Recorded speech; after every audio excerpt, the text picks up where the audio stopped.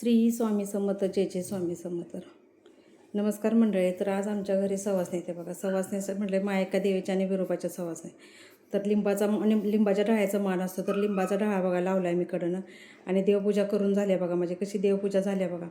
कारण सवासणी असले की एकदम प्रसन्न सगळं वाटतं. त्यामुळे देवपूजा पण किती छान वाटते बघा. आता देवपूजा झाली माझी आणि हो जोगवा मागाय निघाला आहे. कारण मानाचा असतो जोगवा. जोगवा मागायचाच असतो. सवासण्याच्या दिवशी जोगवा मागायचाच असतो. कारण मायका देवीचा हा जोगवा मागावाच लागतो.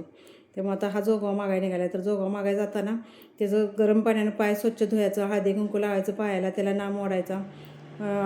पुन्हा नाम ओढून झालं की हळद लावायची. नंतर आपण काय असेल ते धान्य त्यांना म्हणजे द्यायचं त्यासने जोगवा म्हणून. तर ही घरचा जोगवा असल्यामुळं मी गहू घेऊन आल्या. गहू, ज्वारी, तांदूळ काय पण कोण पैसे देतो, कोण काय जो असेल ती देतं, घरात धान्य असेल ते देते. आता हा जोगवा मागायला निघाला. भंडारा लावून घेतला. आता म्हणजे जोगवा मागायला शेजारची 4-5 घरं जोगवा मागायलाच लागतो तर आता जोगवा मागाय तो निघाला बघा. तो गेला की मागं मी डाळ घातली शिजत. कारण सवासण्याला पुरणपोळ्याचाच निवेद्य लागतो. किती पण आपण काय पण शिरा भात केला, काय पण केला तर पोळ्याचा निवेद्य हा लागतोच. आणि सवासनीसनी पोळ्या हे वाढायलाच लागते. त्यामुळं पोळ्या सगळ्यासनीच सगळ्यासनीच पोळ्या केल्या मी. आता डाळ घातल्या शिजत बघा. कारण पटकीनं आवरायचं असते. सकाळी 10-11 वाजल्यापासून चालू असते ती. संध्याकाळी बघा सवासनी जेवस तर तेच असते. पुन्हा सवासनी जेवल्यावर राहिलेली माणसं जेवायची असते ती. तर आता डाळ लागल्या शिजायला बघा. तर हे कणिक मळायला लागले त्या. कारण ज्याच्या त्याचे सवासनी असते त्या येऊन आपापली कामं करून जाते. त्या प्रत्येकानं एक एक काम केलं म्हणजे काम पण उरकतं आणि पटकीनं आवरतं. तर आता मी डाळीतले येळवणी काढले आणि आता पुराण परतायला लागले. कारण पुराण परतून घेतलं म्हणजे कणिक मळून झाले. आता पुराण पुन्हा वाटलं म्हणजे कणिक पुराण झाले की निम्मं काम झाल्यागत होतं. त्यामुळं आता पुराण परतायला लागले मी. पुराण एकदम परतून घेतलं म्हणजे कोण वाटतं दोघीजणी वाटाय चालू करते त्यामुळं पटकीनं पुराण परतून ठेवायचं असते. तर आता पुराण झाले माझं. तर आता शाबू करायला लागल्या बघा. कारण सवासणी असल्यामुळे उपवास असतो सगळ्यांचा. आमच्या घरात उपवास असतो आणि आमच्या घरच्या सवासणी असल्यामुळे सगळ्यांनी शाबू मी केला आहे. शाबू आणि जरा 2 केळं दिली म्हणजे मग होतंय. त्यामुळे शाबू केला आणि 2 केळं द्यायची. आणि घरच्या सवासणी असल्यामुळे घरी आल्या की मग जेवणच जाते त्या. आणि सगळ्या करू लागते त्या आपापल्या परीनं. तर आता ही तळायचं चाललंय बा. त्याला खुरवडी, भातवडी सगळं तळायला लागतंय. पुन्हा मग वडी करायची असते. भेंडी, गवारी भाजी लागते निवदाला. तर आता ही पण झाल्या, वडी पण झाल्या बघा. माझं आता पुराण गार व्हायला लागले. तर आता ही वाटायला लागले ते बघा पुराण.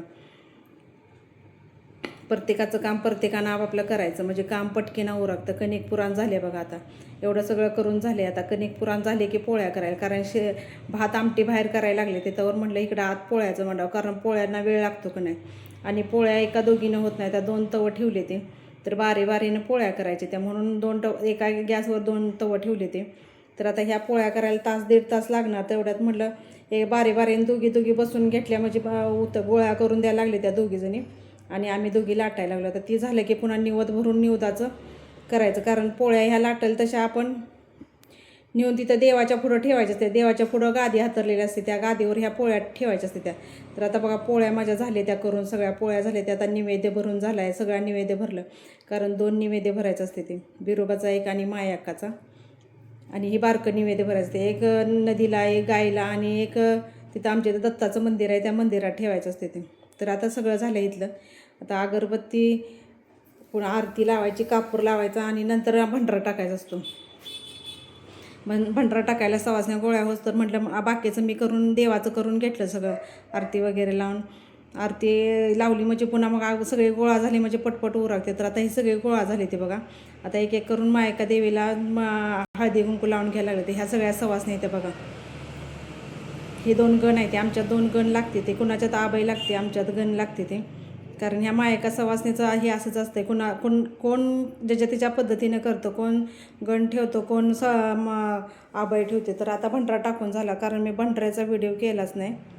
कारण आता भंडारा टाकायचा का व्हिडिओ करायचा त्यासाठी मी भंडाराचा व्हिडिओ केला नाही.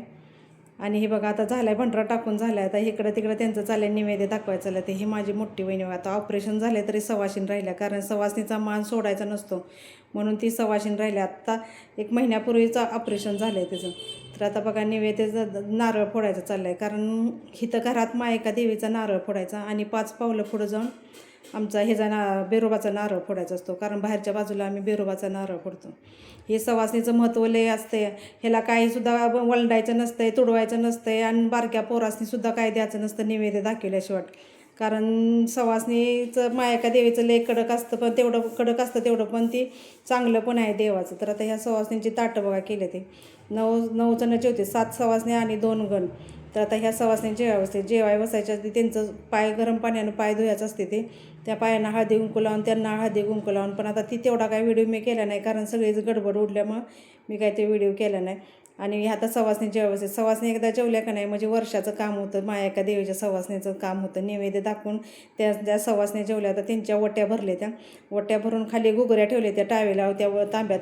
त्या घुगऱ्या ओरडून पुढं जायचे असते. तर बघा माझा व्हिडिओ कसा वाटतोय. आवडला असेल तर लाईक करा, शेअर करा, कमेंट करा आणि तुमच्या सवासणी कसे असते ते मला